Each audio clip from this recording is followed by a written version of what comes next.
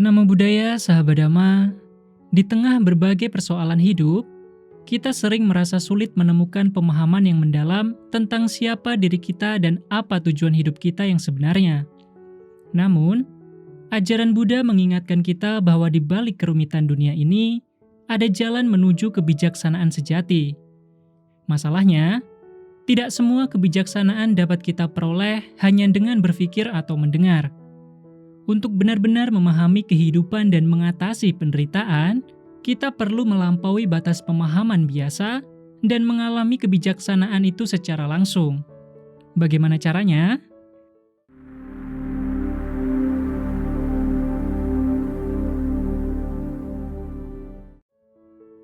Hari ini, kita akan mendalami topik yang sangat penting dalam ajaran Buddha, yaitu 3 macam kebijaksanaan atau panya.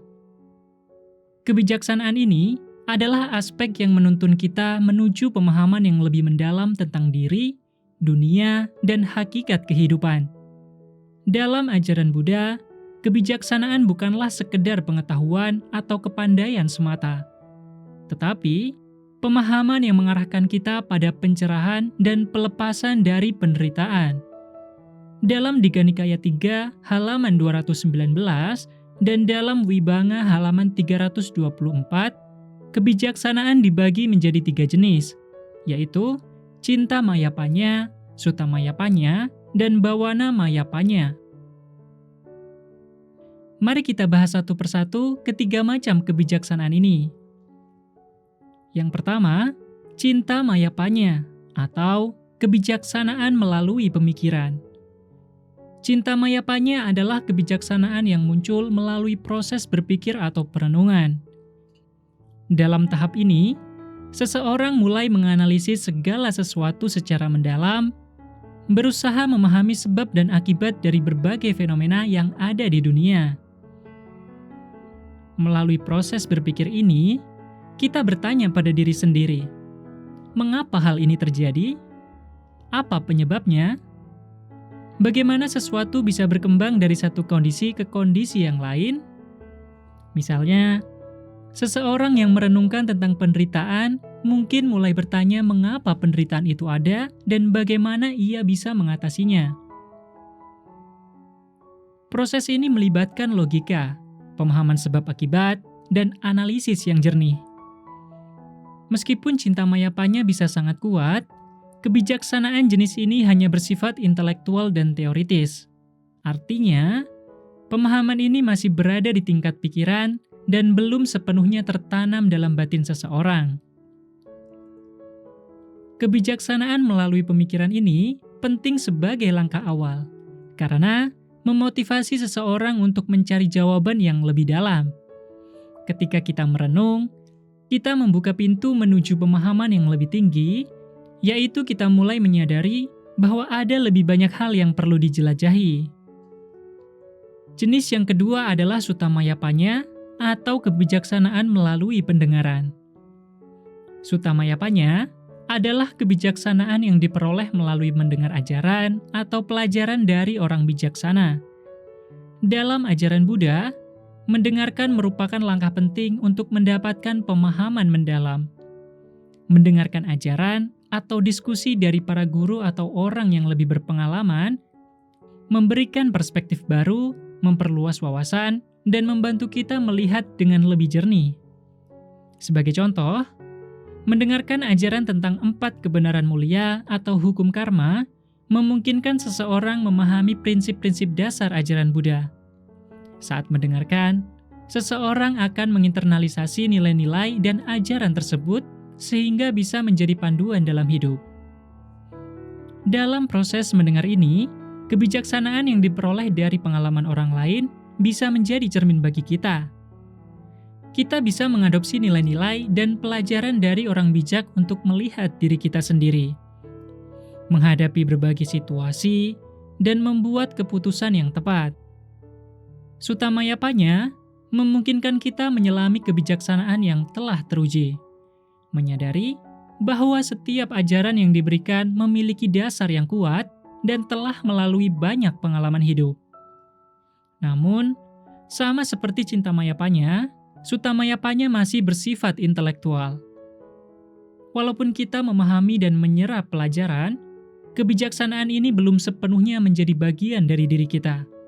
Untuk benar-benar memahami dan menghidupi kebijaksanaan, kita perlu melanjutkan ke tahap yang lebih dalam. Yang ketiga adalah bawana mayapanya atau kebijaksanaan melalui bawana atau meditasi. Bawana mayapanya adalah bentuk kebijaksanaan tertinggi yang muncul melalui pengalaman langsung dalam praktik meditasi atau bawana.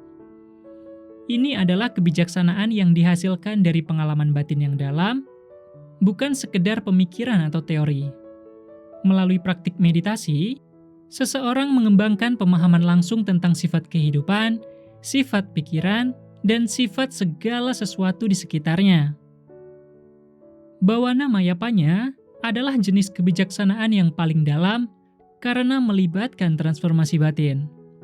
Ketika seseorang bermeditasi, mereka tidak hanya merenungkan apa yang benar atau salah, tetapi mereka mengalami langsung kebenaran itu sendiri. Misalnya, saat seseorang bermeditasi tentang ketidakkekalan atau anicca, mereka tidak hanya berpikir bahwa segala sesuatu berubah, tetapi mereka benar-benar merasakan perubahan itu dalam setiap detik pengalaman mereka. Melalui meditasi, kita dapat melihat secara langsung bagaimana pikiran kita bekerja, bagaimana emosi kita muncul, dan bagaimana kita seringkali terjebak dalam siklus pikiran yang sama. Pengalaman langsung ini memberikan kebijaksanaan sejati yang mengubah cara kita memandang dunia dan menjalani kehidupan. Kita tidak lagi terikat pada konsep atau pemikiran tertentu, tetapi kita mengalami kebenaran itu dalam setiap momen kehidupan kita. Bawana mayapanya adalah kebijaksanaan yang membebaskan.